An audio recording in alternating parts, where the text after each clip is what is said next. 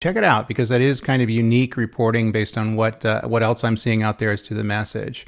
So the European organizations are increasingly questioning their reliance on U.S. hyperscalers like AWS, Microsoft, and Google amid growing geopolitical tensions and uncertainty. At April's CapCut EU event, discussions highlighted a surging interest in alternative cloud providers driven by several pressing concerns such as unreliable U.S. policies, escalating pricing due to tariffs, and the fear of espionage. The unprecedented nature of these decisions under the leader of our president has amplified the urgency for companies to protect their operations and data for potential disruptions. And so what's going on out there right now, and Europe is always been a bit skeptical of US-based technology. You remember the Google, the Google cars driving around, taking pictures, doing geotagging on the streets and things like that, were being pushed back on. They're a little bit more,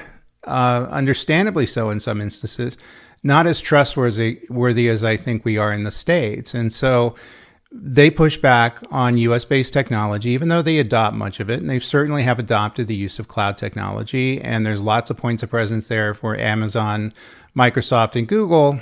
And they've been, over the last 15 years, using a growing number of public cloud services. But what recently occurred is they've been questioning that, as is that their viable future, or do they need to seek other alternatives? And that's what this is about.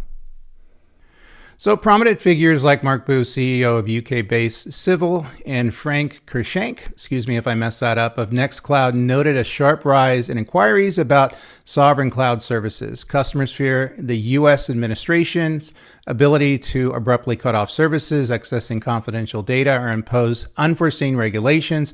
These concerns are paired with frustrations over dominant, oligopoly of US providers who hold approximately 70% of Europe's cloud market.